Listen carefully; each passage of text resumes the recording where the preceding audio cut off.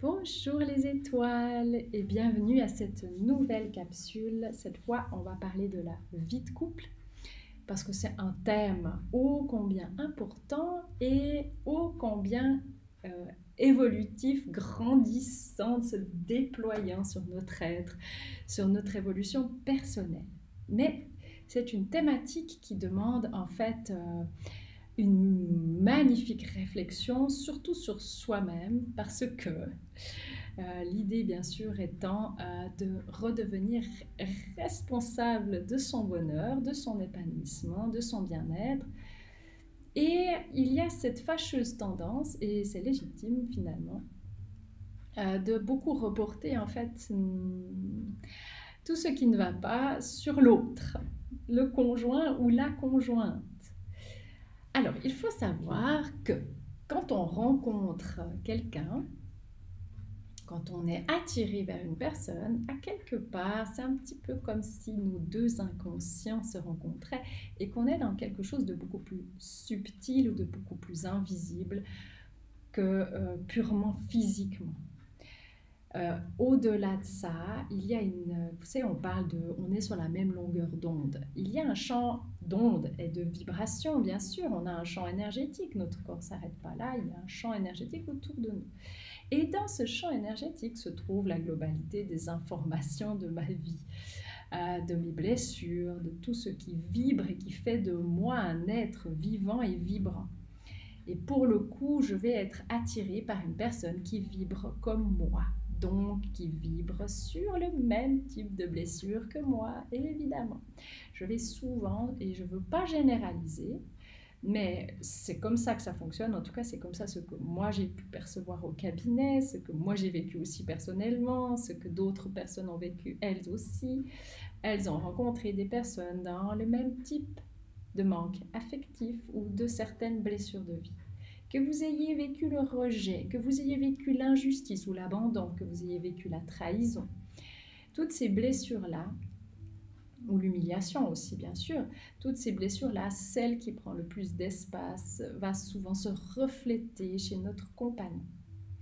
Et il y a une profonde et intime différence entre l'homme et la femme déjà de base, entre ce qui sous-tend en fait dans l'arrière-fond du masculin. C'est encore quelque chose qui est très présent, hein. Je veux dire, c'est très inconscient. On parle d'un inconscient collectif, moi je parlerais de l'inconscient collectif masculin, et encore une fois, je ne généralise pas, mais il y a une tendance à ça, c'est que dans le monde du masculin, on a plus cet esprit de compétition. Compétition, réussite, force. En fait, ça, quelque part, l'homme doit être fort. Il doit être fort pour sa famille, fort pour ses enfants peut-être, et se montrer fort. Et s'il est fort et puis qu'il ne laisse pas trop de place à ses vulnérabilités et surtout pas à sa sensibilité, alors il va épater un peu la galerie à quelque part. C'est ça, hein, c'est qu'on va dire waouh, lui alors il est vraiment quelqu'un d'épatant, c'est quelqu'un, waouh, il y a une espèce de charisme, hein, comme ça que l'on retrouve. Et ça, c'est plus dans ce côté masculin. Où il y a vraiment une propension à ne pas trop laisser d'espace à ce côté sensibilité, souplesse. Euh, ouais, c'est vraiment une forme de douceur. Et puis ce côté un peu, puisqu'on a féminin et masculin en même temps en nous, de laisser plus de place à ce côté féminité. Et je ne généralise pas parce qu'il existe des hommes très sensibles, bien sûr, mais je crois qu'ils sont tous sensibles. Mais il y a des blessures qui font qu'on se coupe de cette sensibilité. En fait, c'est le système de défense qui a besoin de se couper de cette sensibilité. Ça, c'est pour le côté masculin. Pour le côté féminin, on est vraiment aussi dans le côté de la valeur, de l'estime de soi, parce que le côté féminin, lui, est justement très connecté au système des émotions. Donc ça peut générer des femmes soit à la sensibilité exacerbée. On entend beaucoup maintenant le terme de ces hypersensibles. Alors il y a les vrais hypersensibles et il y a les hypersensibles qui ont développé une hypersensibilité suite à des blessures de vie. Alors à ne pas confondre. parce que c'est très différent. Une hypersensible qui a par exemple, comme ma fille, qui a un haut potentiel et dans son HP et sa surdouance, elle a les sens qui sont très exacerbés et qu'elle a une propension à être hypersensible dans le ressenti de ce que dégagent les gens, etc. Donc là, on parle d'hypersensibilité en lien avec quelque chose de cognitif, en fait, de ce que la surdouance crée. Mais après, il y a aussi l'hypersensibilité de ce que la blessure a créé, de l'hypersensibilité. Donc, il y a ce côté plus sensible et émotionnel chez les femmes. Donc, elles ont aussi cette quête de bien faire, de faire tout juste, de faire le mieux possible, selon les blessures qu'elles ont vécues, bien sûr. Ça dépend des blessures, attention. Une femme qui a vécu l'abandon, elle ne va pas mettre en place le même système de défense qu'une femme où la blessure d'humiliation est très présente. C'est à étudier en fait pour vous, amusez-vous à bien réétudier ce système de défense de vos 5 blessures principales de vie, parce que c'est très parlant. Mais déjà, quand on se rencontre, si on a la même blessure, qu'on est garçon et fille, on n'a déjà pas eu la même manière de mettre en avant cette blessure. Donc en plus, on se rencontre, on a nos blessures de vie, on a notre système de défense et on doit trouver un moyen d'être ensemble, un compagnon, une compagne, et à s'accorder ensemble. Sauf que, effectivement, on se retrouve très souvent, et de nouveau, je ne généralise pas, c'est important que vous entendiez ça, on se retrouve très souvent avec un dominant-dominé.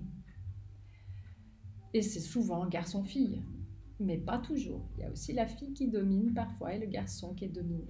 Donc on est souvent dans un système de jeu de pouvoir, en fait, c'est ça. Mais ce jeu de pouvoir entre un dominant et un dominé, ce jeu de pouvoir, il a toute sa raison d'être. C'est le reflet d'une blessure.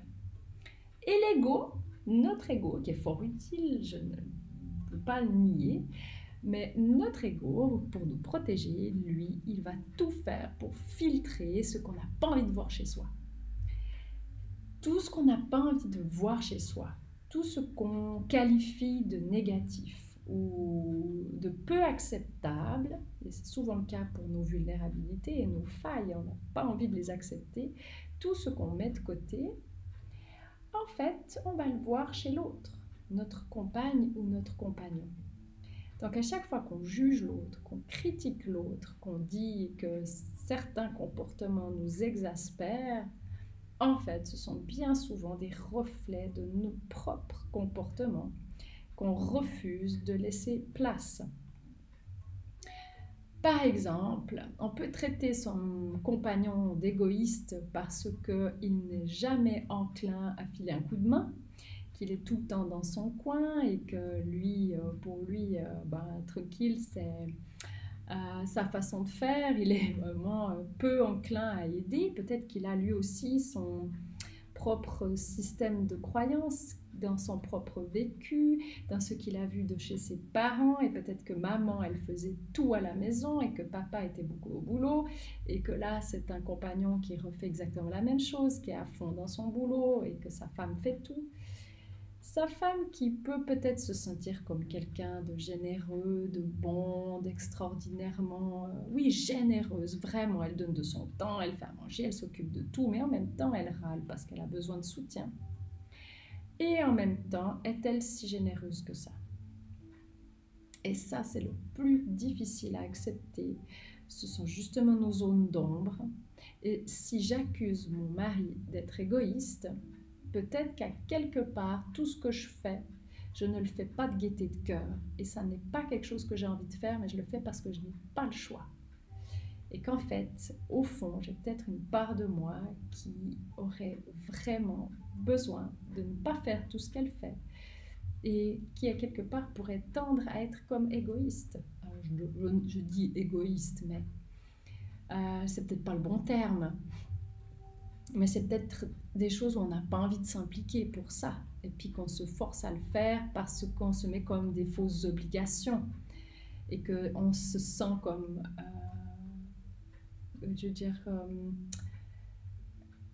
irremplaçable.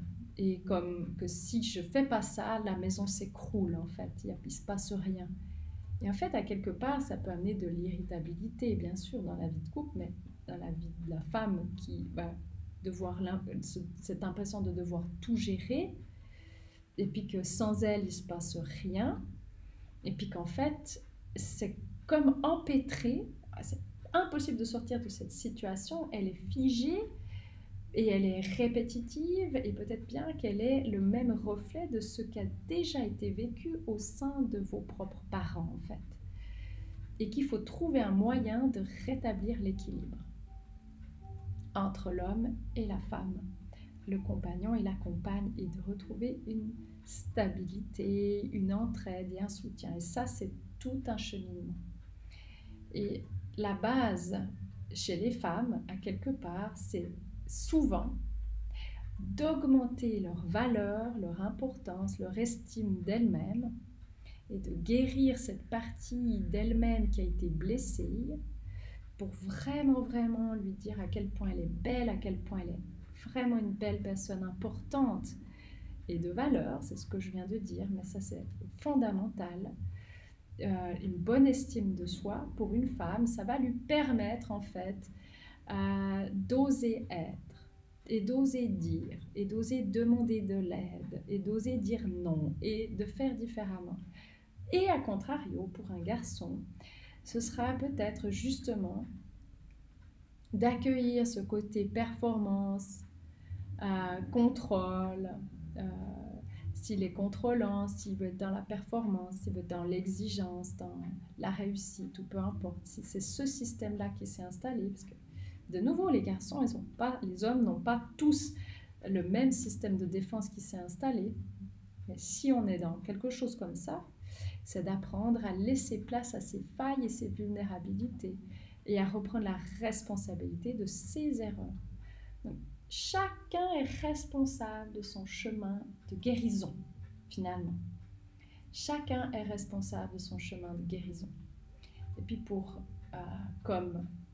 utiliser ce terme de lâcher prise qu'on entend tout le temps.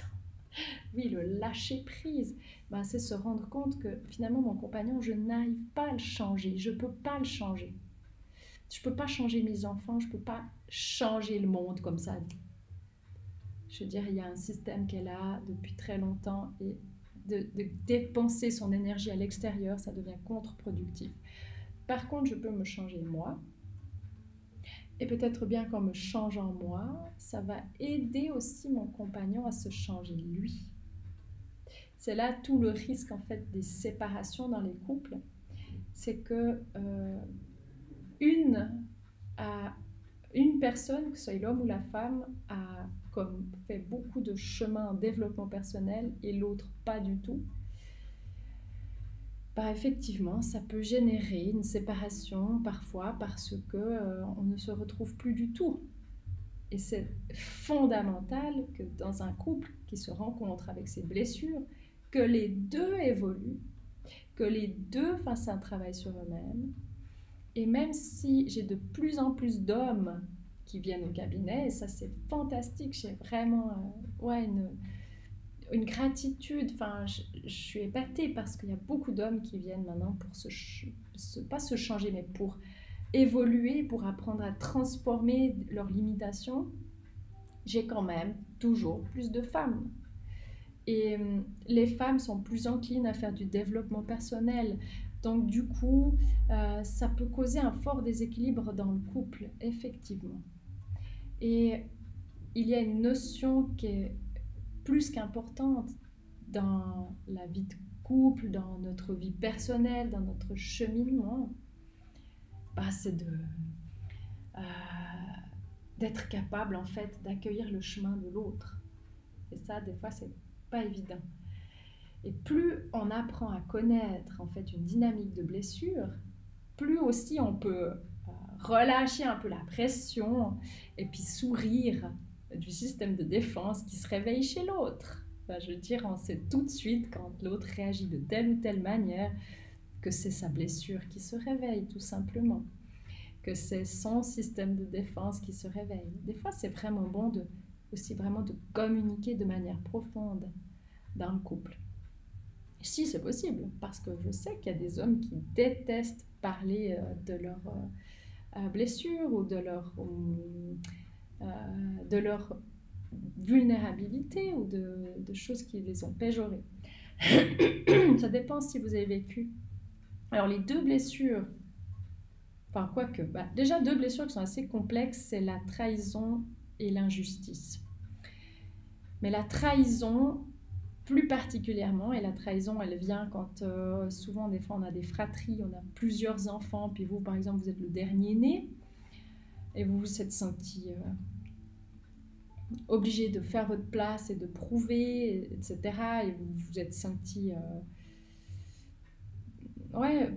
devoir prendre de force une place, ça c'est déjà une étape, mais la trahison, ça peut être vécu de diverses manières. C'est quand je ne me suis pas sentie qu'on tenait des promesses pour moi et puis qu'on n'a pas toujours tenu des promesses, qu'on n'a pas toujours fait confiance, en fait, les parents des fois qui sont très contrôlants et assez exigeants envers leurs enfants peuvent générer une blessure de trahison.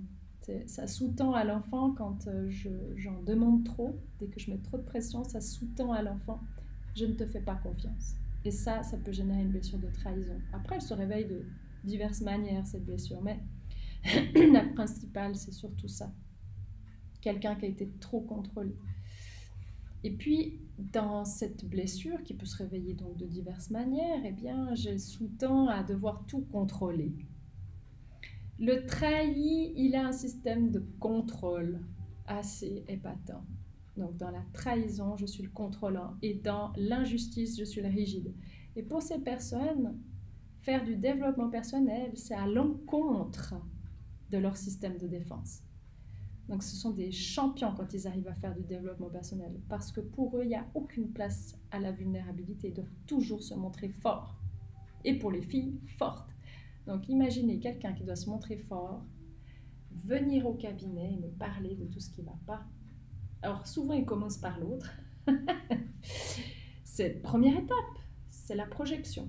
Souvent ils viennent pour parler du conjoint ou de la conjointe. Et puis en creusant un petit peu, ils se rendent compte qu'en fait c'est eux qui ont cette problématique-là. Et que le conjoint n'est que le reflet de leur propre blessure à eux, en tout cas de ce qu'ils se refusent à voir chez eux. Et bien sûr, vous imaginez, il faut un sacré courage et une sacrée responsabilité pour arriver à se rendre compte de ses propres failles et de ses propres vulnérabilités. Je le sais parce que j'ai traversé, moi, les affres de toutes ces blessures de vie et de tous ces systèmes de défense qui se mettent en place très fortement chez moi et j'ose me dévoiler, j'ai rien à cacher. Si je suis devenue thérapeute, c'est pas un hasard, c'est aussi parce que j'ai traversé ces blessures-là. Et moi, je sais que la trahison et l'injustice ont été des blessures très présentes, tout autant que les autres, mais ont été vraiment des blessures très présentes, en vue de mon système de défense qui était mis en place. Et pour vous, pour identifier dans quelle blessure vous êtes, eh bien, c'est de voir un peu quels sont vos comportements. Laissez-vous de l'espace à l'échec? Êtes-vous plutôt contrôlant, justement? Est-ce que la justice, c'est vraiment fondamental pour vous et la moindre injustice vous fait dresser le poil? Pourquoi je vous dis ça? Parce que ça peut aider aussi dans votre vie de couple à un peu à lâcher vos réactions, en fait, et à se rendre compte que c'est légitime que votre compagne ou votre compagnon réagisse de cette façon. Ça a toute sa place, c'est normal s'il a des fois des réactions qui vous agacent au plus haut point. Après, c'est à vous d'être assez bien dans vos baskets, c'est pour ça que c'est important de travailler sur l'estime de soi et la confiance en soi, d'être assez bien dans vos baskets pour dire c'est ta réaction, tu es responsable de ta réaction, moi pas. Et je ne prendrai pas la responsabilité de ta réaction. Tu as libre cours d'être fâché ou libre cours de vivre une telle injustice, mais moi ça ne m'atteint pas, ça ne m'appartient pas.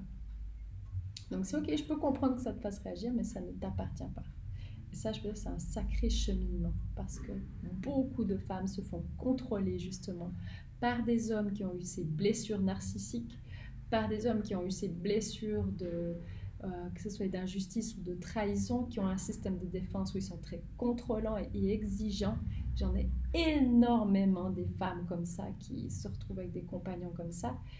Et si elles n'ont pas une bonne estime d'elles-mêmes et qu'elles n'ont pas une base solide, elles vont se laisser marcher dessus. Elles vont se laisser piétiner et il va y avoir ce jeu de pouvoir, dominant-dominé. Alors, j'aime pas dire ce terme, il y a les dominants-dominés, mais souvent on rencontre cette dynamique-là dans la vie de couple. C'est qu'il y a des hommes et des femmes qui jouent parfois le rôle du jeu de pouvoir, où on est dans le fameux cercle. C'est un beau cercle, hein? C'est un très beau cercle. On est dans le triangle de Karpman, on est dans victime, bourreau, sauveur. Ok, tout à coup, mon mari qui fait le persécuteur et moi je suis la victime. Et quand je suis vraiment, vraiment mal, alors là, mon chéri va revêtir la cape du sauveur. Il va venir me câliner, me cajoler, me rendre plus heureuse. Comme ça, je vais sortir de mon rôle de victime et je vais devenir peut-être moi-même plutôt un persécuteur. Et je vais devenir peut-être plutôt moi le sauveur. Donc... on est soit dans cette logique-là et ces jeux de pouvoir au sein du couple entre dominant et dominé. Et l'idée, c'est vraiment de tendre vers un équilibre. Vous êtes d'accord? Réfléchissez, est-ce que votre couple est en équilibre? Comment se trouve être votre dynamique de couple? Et connaissez-vous réellement les blessures de votre compagne ou de votre compagnon? Savez-vous pourquoi il ou elle réagit comme ça? Quand vous êtes dans une vie de couple où vous êtes sans arrêt en train de demander à l'autre de changer, d'être mieux, d'être différent, de faire plus comme ci, de faire plus attention à vous, de ci, de là, nanana, en fait, c'est 100% inutile. 100% inutile. Parce que l'autre n'est pas capable d'effectuer un changement si c'est profond et si c'est ancré dans son système de croyances, certaines choses qu'il a apprises ou vécues dans son enfance, et vous ne parlez qu'à son mental de devoir changer ci ou ça, mais il n'est pas dans la capacité de le faire. C'est plus inconscient et c'est bien plus profond. Et rappelez-vous, c'est la même blessure que la vôtre. Donc effectivement, vous allez me dire, mais il faut faire quoi? Il faut déjà apprendre à vous connaître vous, parce que vous êtes responsable de votre bonheur. Donc il faut apprendre à vous connaître vous. Il faut apprendre à développer votre estime de vous-même, votre confiance en vous. La tolérance et la compassion sur le chemin, pour le chemin de l'autre. Ok, comme ça permet de voir l'autre, non pas avec les yeux de la colère ou de l'agacement ou de l'irritation. Non, ça permet de voir avec les yeux de l'amour. Et rappelez-vous, je crois qu'on l'oublie parfois, l'amour n'attend rien, l'amour ne juge pas, l'amour est simplement « je t'aime avec tes forces et tes vulnérabilités, je t'aime comme tu es. Tu n'as rien à faire pour moi, je n'attends rien de toi. » Ça, c'est l'amour véritable. Mais on est rarement dans cet amour-là. On est souvent, mes chéris, je le sais, dans l'amour conditionnel. Je t'aime à condition que tu fasses attention à moi, que tu me regardes, que tu me complimentes, que tu me fasses du bien. Alors là, je vais t'aimer. Mais si tu ne le fais pas, alors là, moi, je vais me sentir pile dans ma blessure. Si vous avez été abandonné, si vous avez été rejeté et que vous n'avez pas guéri cette blessure de rejet, il va être votre miroir. Il va vous faire vivre ou elle va vous faire vivre sans cesse ce que vous vivez en vous. C'est pour ça que vous êtes responsable de guérir ces blessures-là. Sinon, vous serez sans arrêt en mode ping-pong tous les deux et vous allez sans arrêt vous renvoyer la balle sur vos blessures. Et vous avez constaté dans la vie de couple qu'on est capable de mettre le doigt là où ça fait mal parce qu'on connaît très bien la vulnérabilité de l'autre. Donc, de fois, oui, on peut plus fort que nous, on va mettre le doigt là où ça fait réagir. Et parfois, au bout d'un certain temps, il y a des clashs monumentaux au sein du couple où c'est limite la séparation. Et ces moments-là, mes chéris, ces moments-là sont béni. Si vous arrivez à traverser les clashs de votre couple, mais vous allez ressortir, mon Dieu, avec une meilleure connaissance de vous-même, une meilleure connaissance de votre couple, quelque chose qui va vous faire bouger, quelque chose qui va vous faire vous réveiller de cette léthargie et de cette routine dans laquelle vous vous êtes engagé. Le couple ne doit pas être routinier, on doit se réinventer quotidiennement, on doit apprendre à apprécier, à connaître l'autre en fait. Quel est son système de défense? Quelles sont ses failles et vulnérabilités? Et quelle est la bonne raison pour laquelle il a certains comportements? Rappelez-vous, tout comportement qui nous semble négatif, genre la nana hyper exigeante et ultra contrôlante, elle a une bonne raison pour ça. C'est son système de défense. Peut-être qu'elle a été trahie, peut-être qu'elle a vécu de grosses injustices et pour éviter de revivre ça, elle va mettre en place un comportement qui va justement à l'encontre de l'aider comment dire, pas à l'encontre de cette blessure, mais qui va l'aider à la surmonter en fait, à mieux la vivre cette blessure. Le problème, c'est qu'au bout d'un moment, eh bien, elle nous péjore ces blessures, elle nous fatigue. Déjà de 1, parce que le couple n'est pas harmonieux. De 2, parce que soi-même, on ne se sent peut-être pas en harmonie, on ne se sent peut-être pas épanoui, on ne se sent pas dans un bien-être global. Il y a quelque chose qui ne joue pas, on n'est pas franchement heureux, pas franchement dépressif non plus, mais il manquerait quelque chose de beaucoup plus rayonnant, plus léger. Donc, il est plus que nécessaire, bien sûr, de guérir ces blessures de vie. C'est important d'accueillir cette partie de vous qui réagit. Parce que des fois, dans la vie de couple, on se dispute, etc. C'est l'ado qui se réveille. Des fois, c'est l'ado, dans toute sa splendeur. Des fois, c'est l'enfant. Et très souvent, on a des projections. On projette sur l'autre. On projette la mère ou le père. Et quand on réagit, en fait, c'est juste une facette de nous qui réagit. C'est une partie de nous qui réagit. Parce qu'il y a un souvenir à quelque chose. Je vous donne un exemple, ça va vous parler. Une femme qui cuisine tranquillement, elle est là dans sa cuisine en train de couper sa courgette, ses carottes, tout ce que vous voulez, son mari qui passe et qui lui fout une méga main au cul. Allez, la main aux fesses. Et là, la femme, elle réagit. Elle réagit, elle s'énerve et elle trouve ce geste très humiliant. C'est normal. Elle a peut-être elle-même vécu dans son enfance de l'humiliation vis-à-vis de son père. Et quand le mari fait ça, c'est l'enfant qui réagit. C'est pas la femme, c'est quelque chose de plus profond. 90% de notre vie, c'est de l'inconscient. Et l'inconscient enregistre tout. Et il suffit qu'un geste, une situation rappelle un souvenir qui a été vécu il y a bien longtemps et ça fait tout de suite réagir. C'est normal. Peut-être qu'une autre femme va prendre ce geste comme quelque chose de valorisant et de flatteur, qui sait, alors qu'une autre va réagir parce que pour elle, c'est humiliant. Donc oui, notre inconscient nous mène par le bout du nez. Et oui, si vous voulez une vie de couple harmonieuse, apprenez à vous connaître. Et apprenez à guérir vos facettes de vous qui ont vécu ces blessures. Et vous verrez que vous réagirez différemment avec votre compagnon. Et si vous réagissez différemment avec votre compagnon ou votre compagne, ben pour le coup, elle va se sentir mieux ou il va se sentir mieux. Et ça va apaiser un peu les tensions de couple. Ça va peut-être lui donner l'envie, parce qu'on est un peu tout le temps dans « fuis-moi, je te suis-moi, je te fuis ». Ça va peut-être lui donner l'envie d'aller plus vers vous, en fait.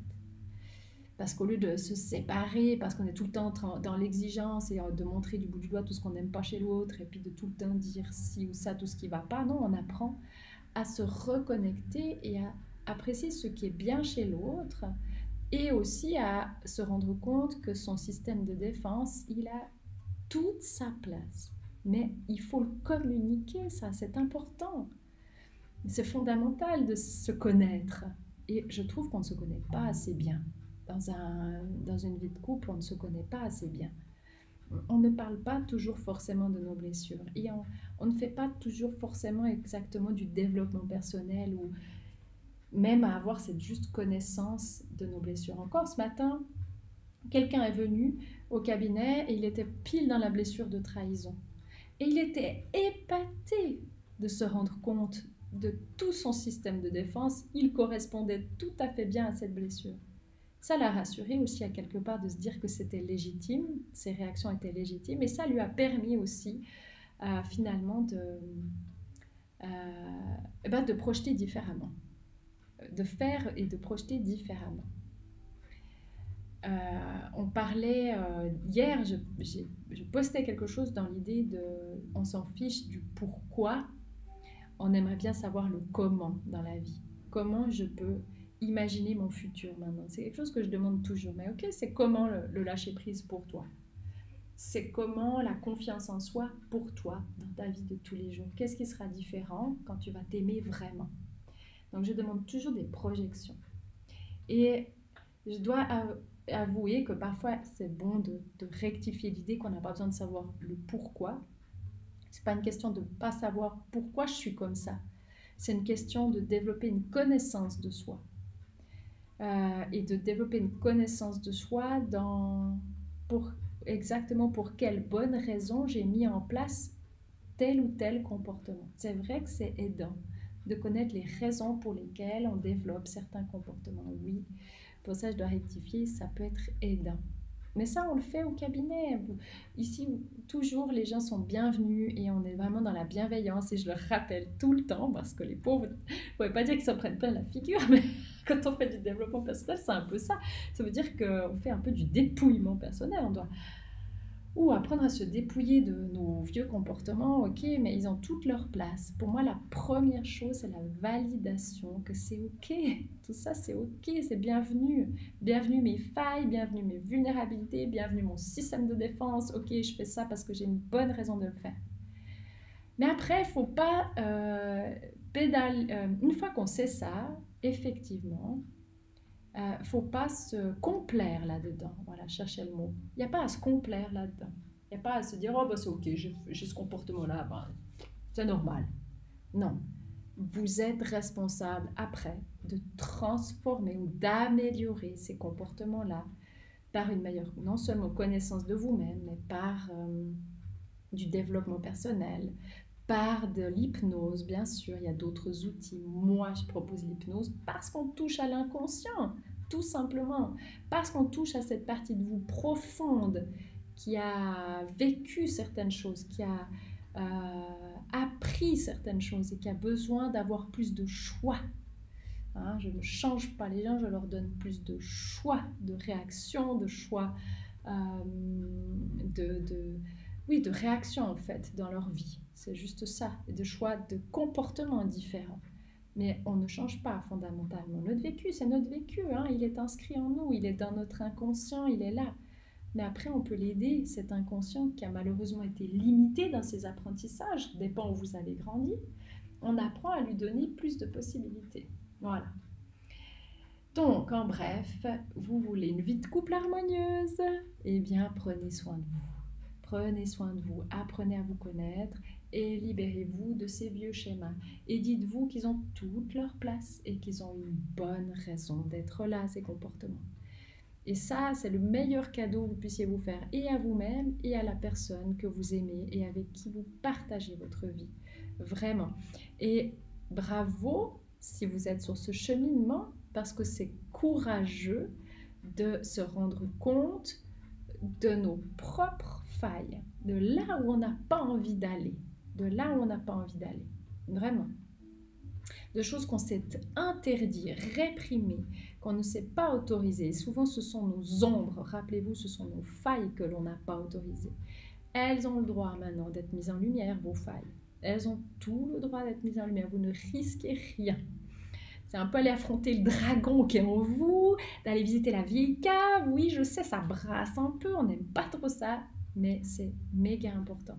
Pour vivre une vie équilibrée, il faut accueillir les ombres, il faut les câliner, ces ombres. Elles ont une bonne raison d'être là, il faut leur donner de l'amour et ça va vous permettre de retrouver un équilibre, non seulement dans votre vie personnelle, mais aussi également dans votre vie de couple. Voilà, j'espère avoir été éclairante sur ce sujet-là. En tout cas, je vous souhaite un bon cheminement, mes chères étoiles. Je vous souhaite de briller sur Terre, de toutes vos facettes et on s'entendra sur un prochain thème, un de ces jours. Voilà. Bonne journée.